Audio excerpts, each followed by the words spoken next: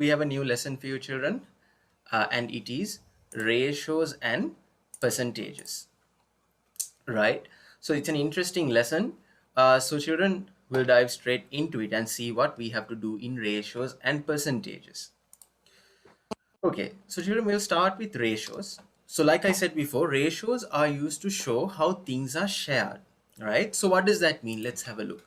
So children, can you see, for example, in this bracelet, right? Or it's a necklace, right? For the ratio of red beads to yellow beads is 6:9. So if you count the number of red beads, children, you can see there are 6 red beads and the number of yellow beads is 9. So the ratio of red beads to yellow beads is 6:9. So that means children, the beads are shared as 6 red beads is to 9 yellow beads. That's the way that the beads are shared, right? So that's what we mean by ratios are used to how things are, to show how things are shared. Also children, ratios can be simplified by dividing by the highest common factor of all the numbers in the ratio. So children, for example, now 6:9, 6 and 9 both have the highest common factor 3, right? So if you divide both sides 6 and 9 by 3, you get the simplified ratio 2:3. What does that mean children? That means for every 2 red beads, there are 3 yellow beads in this necklace. That is what it means. All right.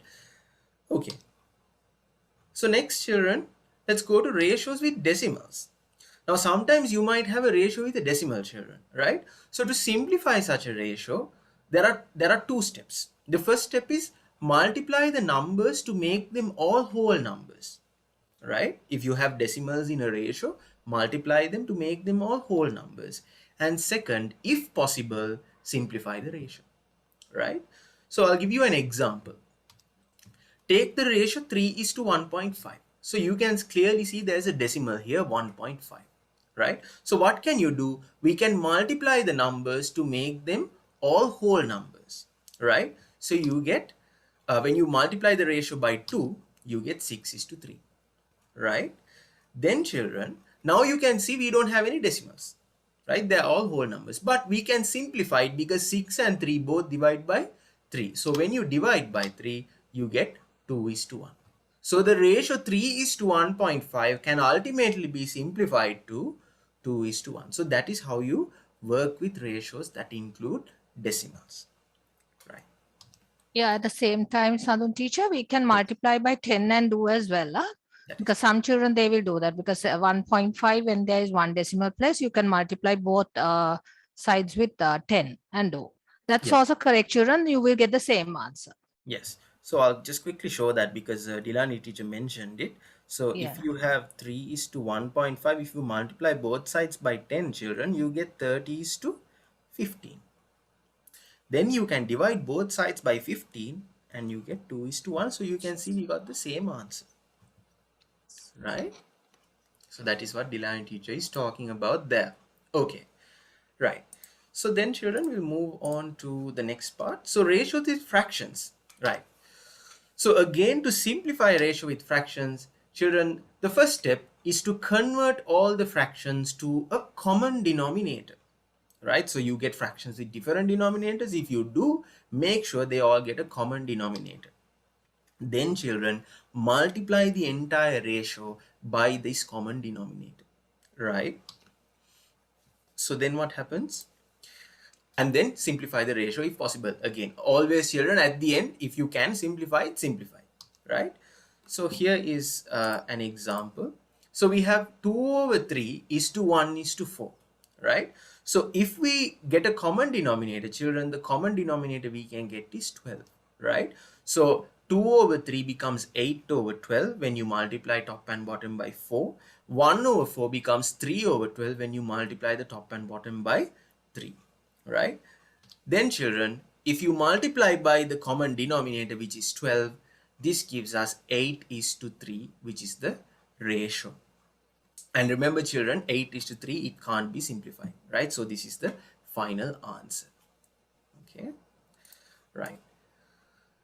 Next, ratios in different units, right? So this is very important children, right? So to simplify a ratio with different units, what do you do?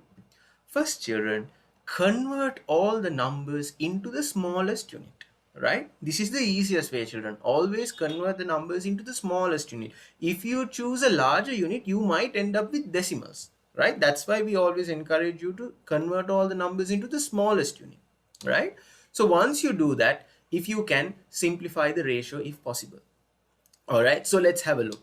So children, here we have a ratio 12 millimeters is to 4 centimeters. Okay, so children, this which is the smaller unit, children? The smaller unit is the millimeter, right? The centimeter is the larger unit. So if we convert everything to millimeters, right, you get 40 millimeters, because 4 centimeters is how many millimeters, children? 4 centimeters is 40 millimeters. You multiply by 10. So that means 12 millimeters is to 40 millimeters. Now children, you can simplify this to 3 over 10. How can you do that? You can divide both 12 and 40 by 4. And also remember, children, another thing, once you convert a ratio into the same units, right, you can get rid of the units, because a ratio doesn't need to have units in it. Usually when you see ratios, children, you won't see any units. So the reason they have given units in the question is because the two ratios, the two numbers are in different units. So convert them to the same unit and get rid of the units, and then you can simplify the ratio to 3 is to 10, right? So that's what I have said here. We can get rid of the units once all the numbers are in the same units, right? So something to keep in mind, children. Okay, so continuing with ratios, what about ratios as fractions? So children, to express the ratio, children, this is very important, right? So you have to pay attention to this one. This is really important. To express the ratio as a fraction, we must recognize that the total of all the numbers in the ratio is the number of parts in the ratio. This should always be the denominator, right? So children, let's have a look at an example to see what I mean here. So imagine there is a room and you want to paint it blue and yellow, right? So you want to paint it blue and yellow in the ratio 2 is to 3. That means for every 2 parts of blue, there will be 3 parts of yellow. All right. Okay. So let's say these two are two friends. One likes blue and the other likes yellow, and they can't decide which color to paint, and they want to paint in both colors, blue and yellow, right? So blue is 2 parts and yellow is 3 parts. Okay. So first things, children, we must recognize that the total number of parts in the room is 5.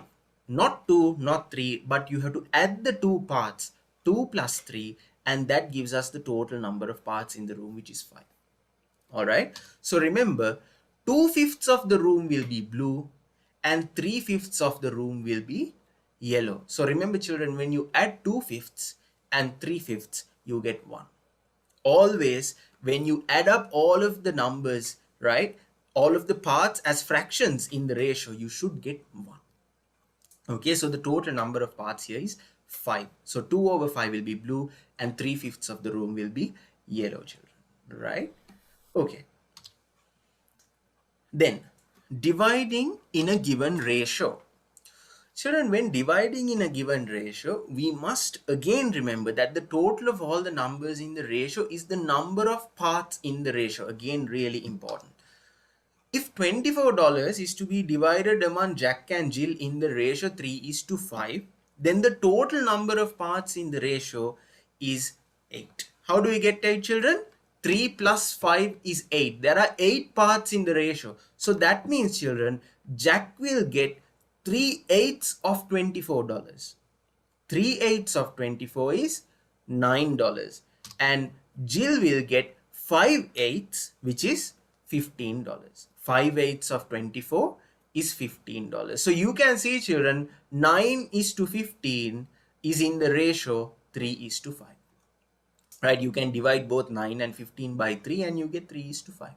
Right? So this is how you And divide. also when you add, yeah, Sandhu teacher, when you add 9 and 15, you get $24. That also you can check. Yes, definitely. So that will be, you can check whether you have got the ratio properly and also whether you get the total properly as well. Right? Okay, children. So that is how you divide in a given ratio.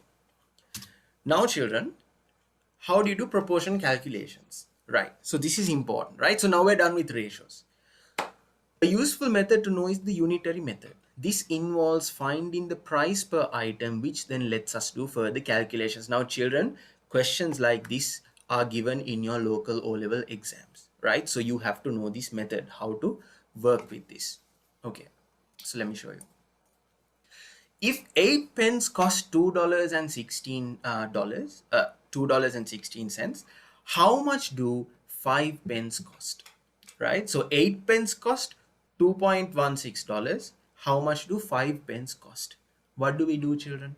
The unitary method means you first find the price per 1 pen. You find the price of 1 pen. So remember, children, 8 pence cost $2.16.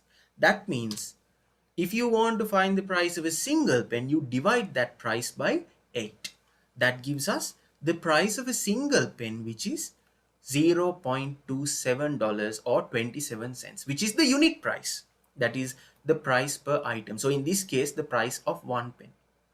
So now, children, if you want to find the cost of 5 pence, you can simply multiply by 5, and turns out that the cost of 5 pence is $1.35, right? So this is called the unitary method. That means you find the cost per one item. It can be the cost in some case, it can be the weight or anything, right? You divide by the number of items, you get the quantity per item. It's a very, very important and useful method, children. All right. Okay. Comparing best buys, right? So let's have a look. Proportion calculations can be used to compare the cost of items. It is usually convenient to make the size of items the same so their costs can be compared.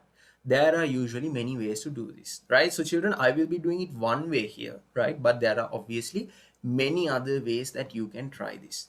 Let me show you. Now, in this case, children, let's say that a company sells 2 different sizes of milk carton, right? Now, these days, I think there is a lack of milk in Sri Lanka, no? Right? I made these slides before this current situation, children, right? So we have a 300 milliliter milk carton, right? Which costs $1.20, right? So I don't know whether the prices in Sri Lanka are higher than this or lower than this, but anyway, right? A 500 milliliter milk carton costs $1.40. So the question is, which is cheaper? Not which is cheaper, obviously the smaller one is cheaper, but which is more cost effective? That's the question, right? For which one are you getting more value for your money, right? So how do we calculate this? So children, there are different ways to do this, right? I think that the easiest way to do it would be to work out the cost for 1500 milliliters, right? Because 300 you can easily multiply by 5 to get 1500, and 500 also you can easily multiply by 3 to get 1500, right? So therefore I think the easiest way to do this is to work out the cost for 1500 milliliters of each. But children, this is not the only method, right? So some of you may find out the cost for 3000 milliliters of each, right? Or some of you may divide and try to find the cost of 100 milliliters of each. So that is going to be a bit more difficult, right? But these are all correct methods, all right? So when I take 300 milliliters, children, and I times by 5, that gives me 1500 milliliters of milk, and that costs $6. All right. So now I know that if I buy 1500 milliliters from the small carton, that will cost me $6. And when I take the larger one and times by 3, again I get 1500 milliliters of milk. Turns out that costs only $4.20.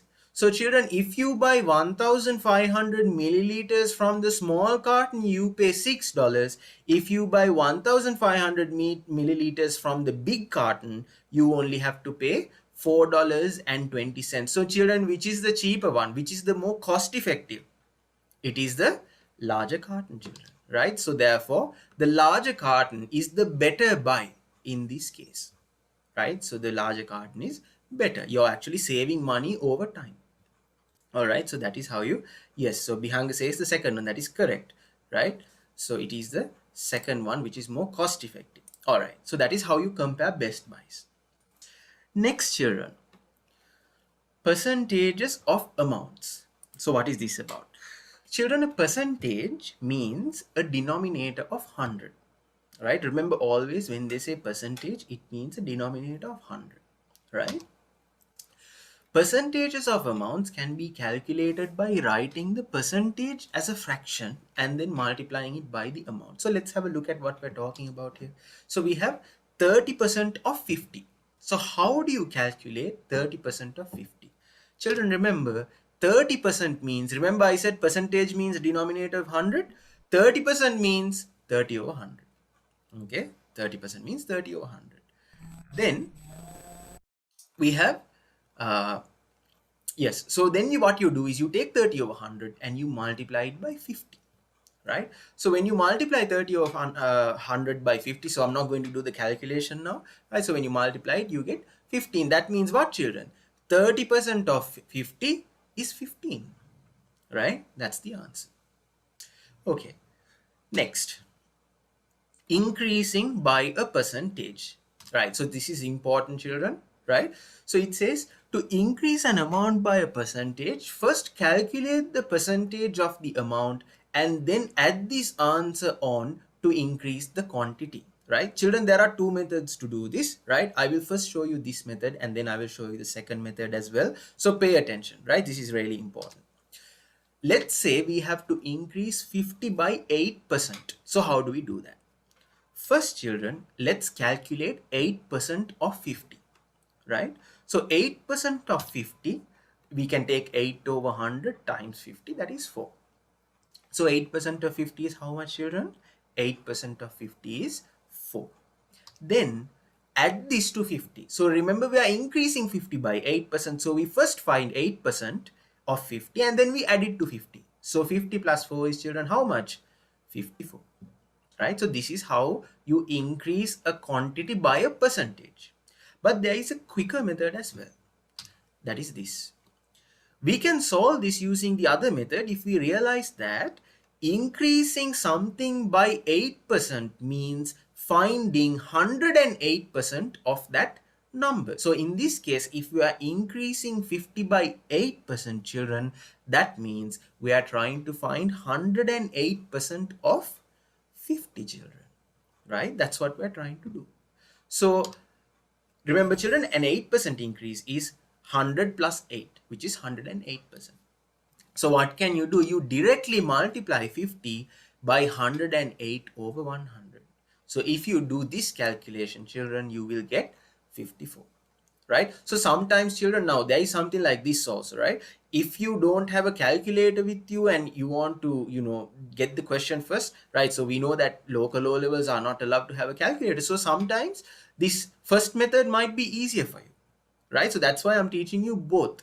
So depending on the situation, use the quicker method, right? So this is usually easier when working with a calculator, right? So so always don't go for this method since it's quicker, because if you don't have a calculator, the first method can be quicker, children, right? So check with the question and see, right?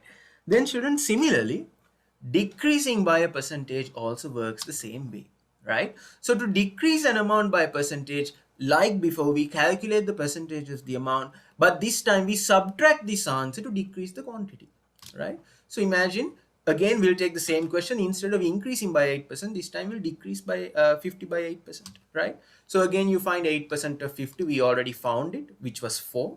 Now you subtract this from the answer. So 50 minus 4 is 46. So very similar to what we did earlier, children, right? Again, the quick method is, if you realize that decreasing something by 8% means finding 92% of that amount. How? Because an 8% decrease, children, is 100 minus 8, which is 92%. Okay, children? So you simply calculate 92% of 50 and that gives you the answer 46. All right. So again, this is usually easier when working with a calculator. So depending on the question, you may want to use the quick method or the first method that we showed you. All right. Next, children, taking a number as a percentage of another. Let's have a look. To express one number as a percentage of another number, write the numbers as a fraction with the first number in the numerator and multiply this fraction by 100. Right? So let's have a look at an example to see what we are talking about. Let's say you have to express 15 as a percentage of 20, right? Express 15 as a percentage of 20. So children, first you write them as a fraction with the first number on top. So 15 over 20.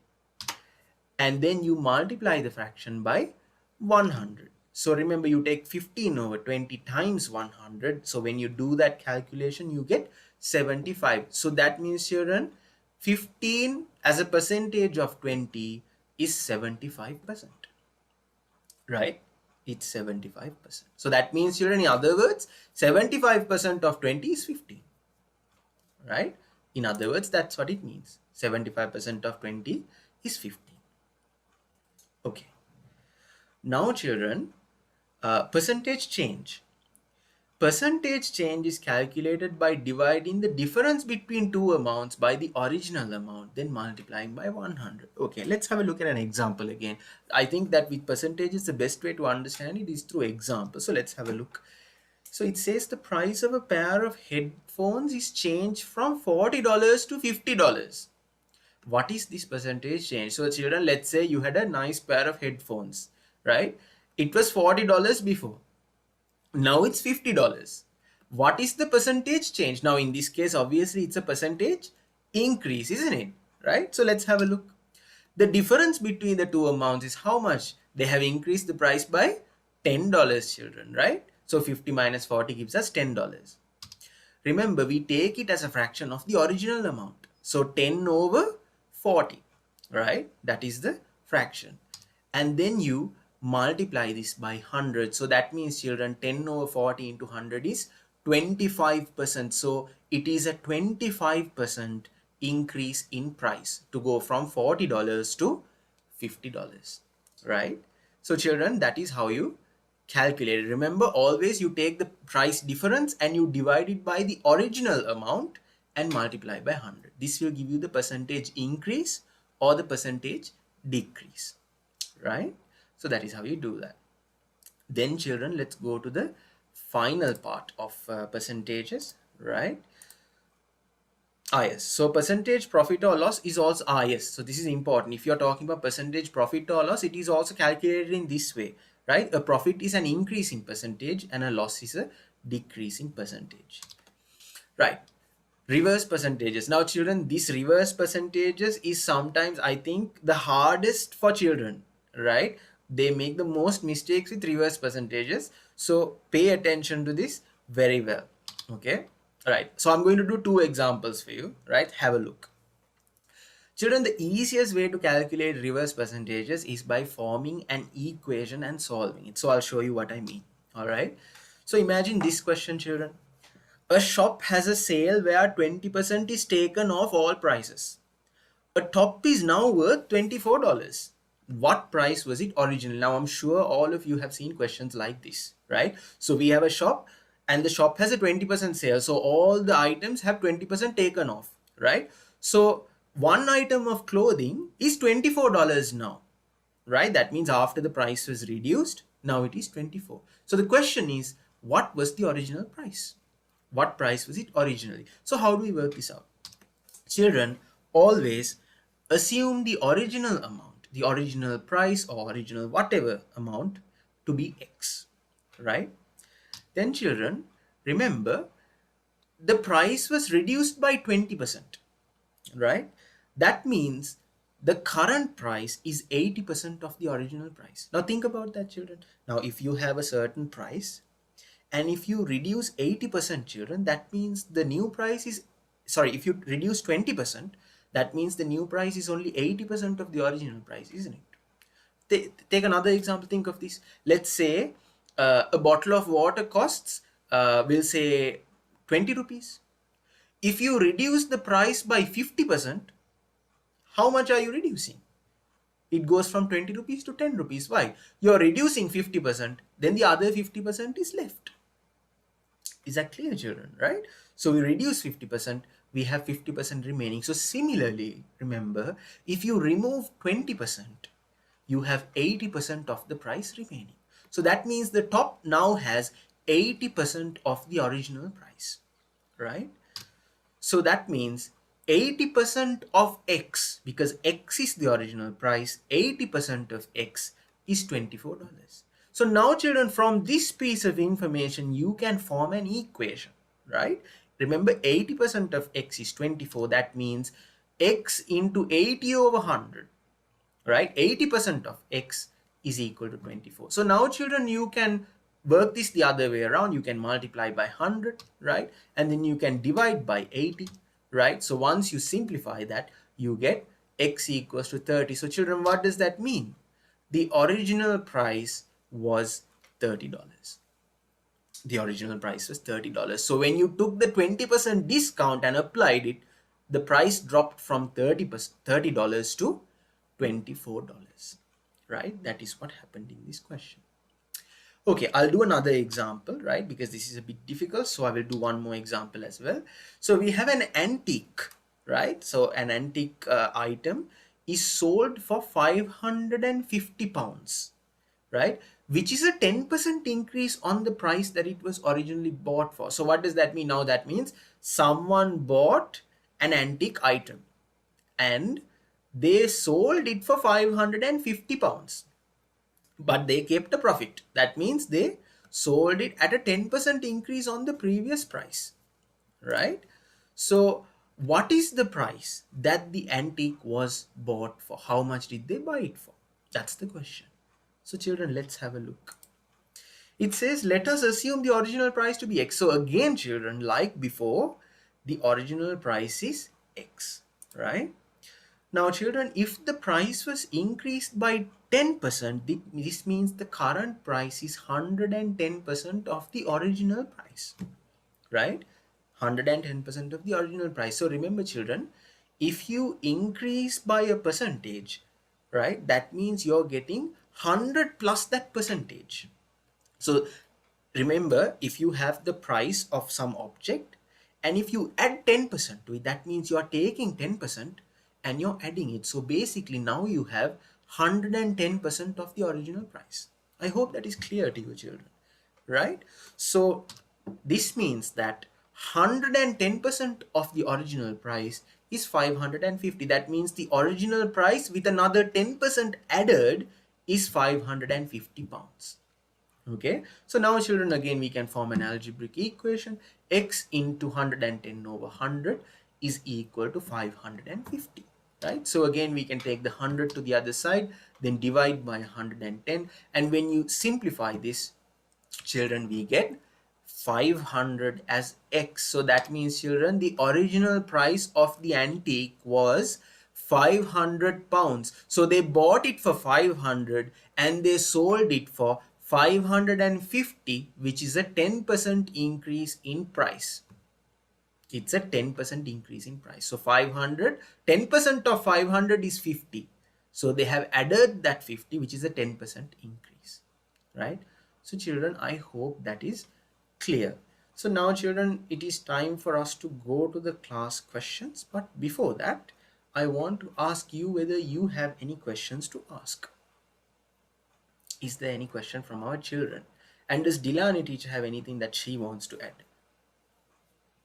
No, actually, Sadhan teacher, if they have any problem, because normally the percentages, they get confused. Majority. Yes. Though it's easy, majority the children, they have problems. So children, before going to the question paper, can you all please clear all the doubts? No questions. Okay. The other thing, Sandhu teacher, shall we make a small difference? Like now this paper, what they are doing, will ask everyone to present all the questions, like one by one we'll select and ask them to present it, because now they are doing it, right? Yeah. So we'll ask them to explain, because no doubts means you all are sure about yourself, right? So we Yes. want you also to do the work. So whatever the questions that we are giving now, we'll be asking you all to explain it, or at least to tell the answer that you got. At least the answer. We don't want the explanation. We'll ask the answer, Sadhu teacher. Yes, we'll do that. Is that good, Sadhu teacher? Yes. I feel that's good. Yes. Yes, Anuja. Sir, a small doubt, please, to clear. Yeah. Sir, they are saying that 100% plus 10% equals to 110%. So how it becomes 550 and all those things? How can we get the answer then? Can you say the last part of the question? Yeah, yes, Putta. So, so his question is, now we have 100 plus 10%, 100% plus 10%, that gives us 110%. So how is that equal to 550? So the answer to the question, Putta, is, now they tell us in the question that the antique is sold for 550 pounds, right? So that means that is the selling price. And this selling price is a 10% increase from the original price, right? The original price is X, right? The original price is X and the price you sell for is 550, right? That is a 10% increase. That means, Anujaputta, when you take X and increase it by 10%, you get 550. Can we agree on that? Right? When you take X and increase by 10%, you get 550, which is the selling price. Right? So increasing by 10%, Putta, means, yes, a 10% increase means you take 110% of X. Right? So that's Yeah, what this I have done. 110. Yeah, this 110 means 550. Right? So we have to find the 100. Isn't that so? Coming, Yes, Sandhu teacher. that's correct. Yes. That's correct. 110 represents 550. Right? So we have to find the 100. Yes, that's correct. That's exactly right.